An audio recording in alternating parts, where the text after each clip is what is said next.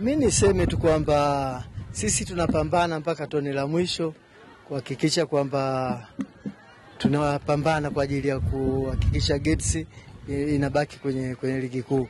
Lakini kinachotushinda mpaka sasa hivi ni msuli, kwamba timu tunazocheza nazo zina msuli mkubwa. Mimi watoto wangu wengi ni watoto wa shule, wanashindwa kuhimili mikiki, lakini ndio kujifunza.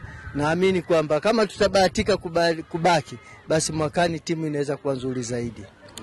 Mimi niseme tu kwamba mpaka sasa hivi hata ukiangalia mpira wenyewe unaona kwamba watoto wadogo bado hawajaanza kuhimili mashindano ya ligi kuu, lakini tunajipanga, tunaendelea kujipanga kuhakikisha kwamba tutapambana mpaka tone letu la mwisho. Tukishindwa basi timu itakuwa imeshuka, lakini hawa ndio watoto wao na bado wataendelea kupambana. Kama watashindwa mwaka huu, basi mwakani watarudi vizuri zaidi. Simba ni msuli mkubwa, ni timu ambayo ishakuwa bingwa na bado anaupambania kupata ubingwa, na kumbuka kwamba wametoka kujeruhiwa na watani wao wa jadi. Kwa hiyo pointi za leo walikuwa wanazitaka kwa hali na mali, lakini kilichoamua matokeo ni quality ya wachezaji.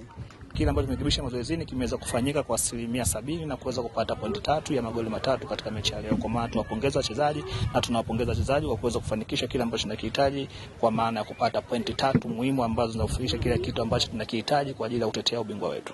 Mchezo wa mpira ndio unasema katika kuelewa kwamba hawa wanachezaje na hawa wamekujaje ni ndani ya dakika 10 za kwanza au dakika 15 za kwanza ndio unapata kwamba hawa watu wako vipi na wanacheza vipi. Lakini kama uliona kipindi cha kwanza ambacho nilikuwa nimesimama hapa mbele, ilikuwepo na kama vile remote kuwaelekeza wachezaji kitu gani ambacho tunataka kufanya kutokana na ile situation ambayo tukiwa hatuna mpira tufanyaje na tukiwa na mpira tufanyaje. Mwisho wa siku tukaweza kwa limit katika dakika zile ambazo tukaanza dakika 20 tukaweza kupata magoli ambayo kipindi cha kwanza ilikuwa magoli mawili, ambapo tumekwenda pia kipindi cha pili tukarudi pia soti mbaya Gets timu ambayo imejitahidi kufanya kile kitu ambacho wanakihitaji. Nafikiri pia uzoefu na tuseme umachua wa mchezo au wachezaji tuliokuwa nao wa timu ya Simba wakaweza kumaintain kuweza kupata ushindi. Lakini kikubwa tunasema kwamba tunashukuru Mungu tumepata ushindani uliokuwa halali na tumeweza kupata pointi 3 magoli 3. Sasa mechi hii imekwisha, tunaangalia uwanja mazoezi kwa maana kitu gani tufanye hivi sasa ili kuelekea katika mchezo unaofuata. Kwanza una mapumziko ambao kuna wachezaji wengine wanakwenda timu za taifa, lakini wachezaji ambao hawajaitwa timu ya taifa kuna mapumziko. Baada ya mapumziko tutarudi kambini kujiandaa. Tunasema kwamba hatuwezi kuzungumza sana mipango ya JKT kwa sababu tumesema hivi sasa ni Simba anaongoza kwa pointi 2 juu.